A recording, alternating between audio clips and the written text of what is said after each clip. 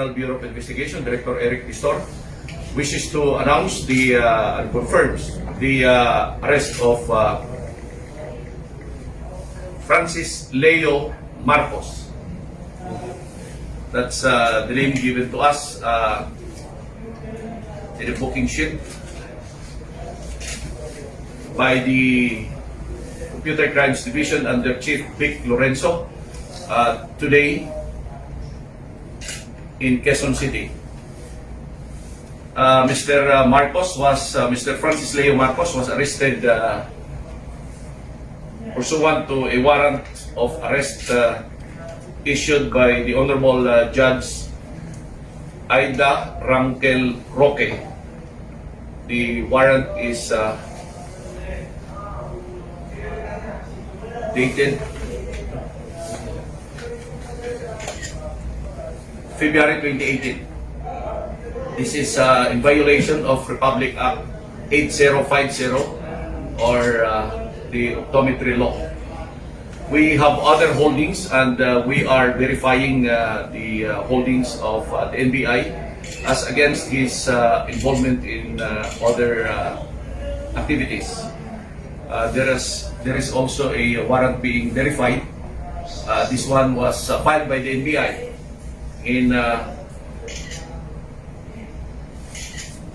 2006. The warrant issued for violation of the Anti-Human Trafficking and Persons Act.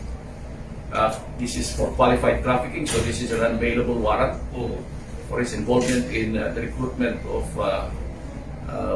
children. Also, there is a warrant for violation of Republic Act 9262. Ito yung sa exploitation, abuse, and violation of women and children. This one is issued in Gapan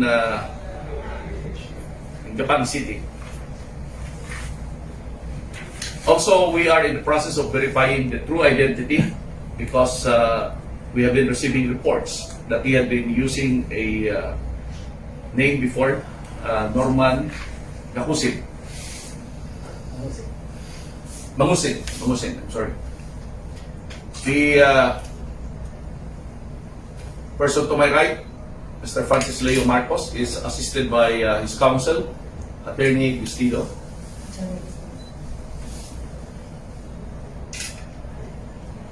And the arresting division is led by no less than the Chief Vic Lorenzo.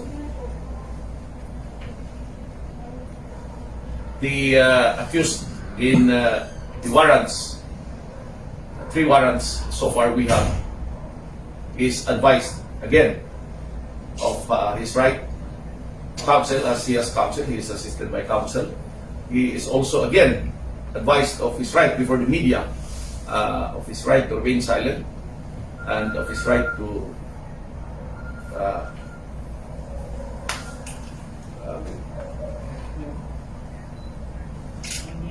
again to not talk.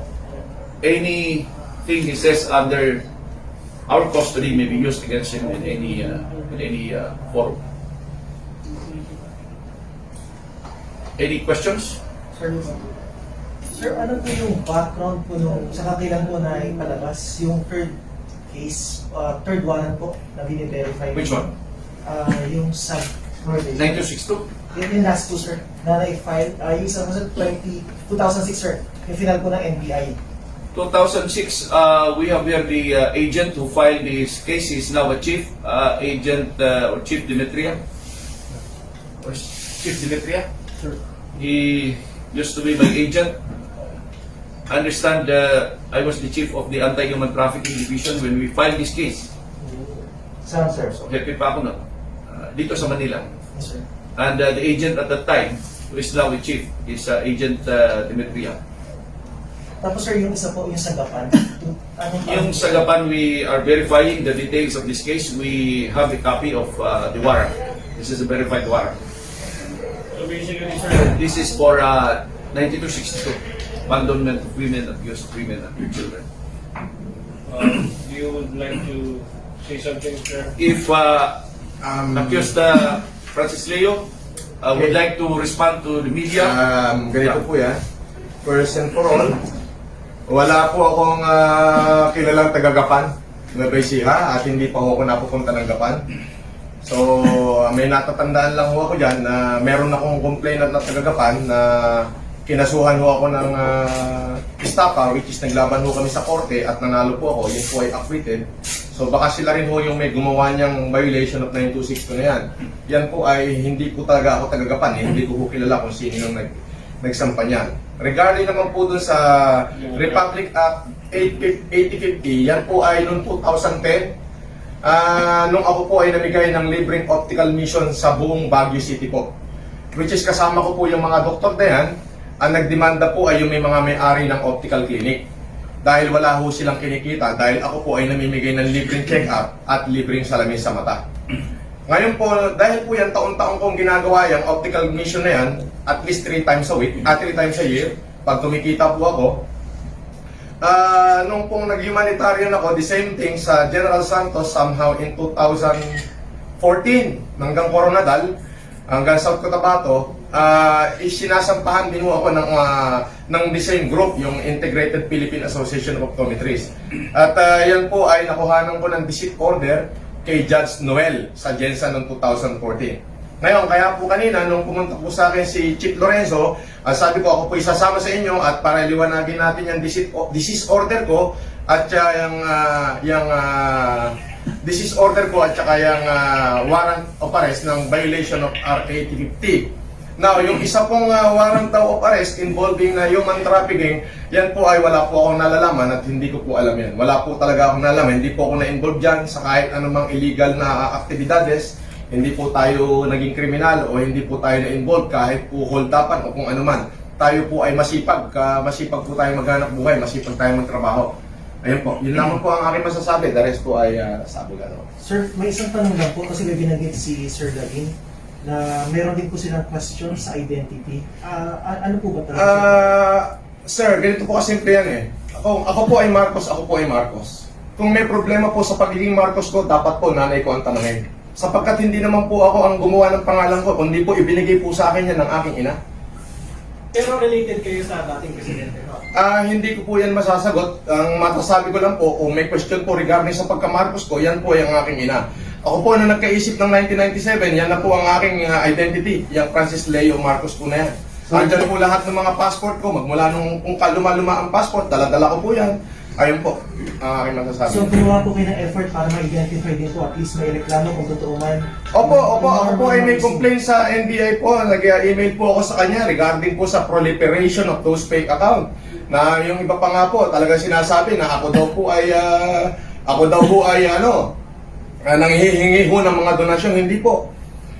Nagkaroon lamang po ako ng tamang kaisipan. Ngayon pumutok yung lockdown. At sabi ko, gusto ko magkaroon ng kasaysayan ng aking buhay. Kaya po, yung pong pera ko, at sagutin ko na rin mo ito, marami nagtatanong saan daw yung galing yung aking pera. Ako po'y nagbenta ng ari-arian ko na minana, dito po sa Ramon Isabela last 2 years ago, at yung pong isang bahay ko, ibinenta ko ng halagang 40 million. So medyo malaki-laki po yun, yung 36 hectare na pinagbilang ko at saka ng aking bahay. Siya pong aking inuubos na pinamimigay ko sa taong bayan. Yun lamang po. Sir, for the record, hindi ikaw si Norman Manguso. Hindi po. Sir Lavin, sir, ano pong mangyayari ngayon? Kasi available po yung galing po sa Baguio na warrant. Pero meron po kayong mga verify po ng mga warrant against Mr. Marcos. Siya po ba i-release? We will serve these warrants on this person. So basically, mandi-detain siya. Mag-detain siya, sir, Yes. for time being. And since you're non-available po yung isang complaint, until such time po na umabot po ito sa Until such time that the warrant is either recalled, lifted, or there is a court order by the issuing court of the warrant. Okay, thank you. Thank you, sir. Anything more? No, clear na siya. Sir, saan siya i-detain? Sa Marcos, ikaw, Dito muna for security reasons, we will have to take care of that. That would all depend now with the chief after consultation with us and the director if we will be brought down to the jail. No? But we have some security considerations. Thank you po, sir. Titingnan namin kung kasi may mga ibang high value detainees kami. Okay. So we will have to take that into consideration. Ano masasabi mo, Mr. Marcos, na ikaw ay ma-detain ngayon sa mga Yan po ay hindi ko po masasagot ngayon yan. Abogado ko na masasagot yan. Ang masasabi ko lamang po ay yun po, talaga pong tayo napag-iinitan lamang po. Pero wala naman pong problema. Patutunayan po natin sa korte yan lahat ng mga allegation po na yan. Okay. Yun lang. Thank you. Thank you po. Thank you. Maraming salamat. Thank you. Thank you.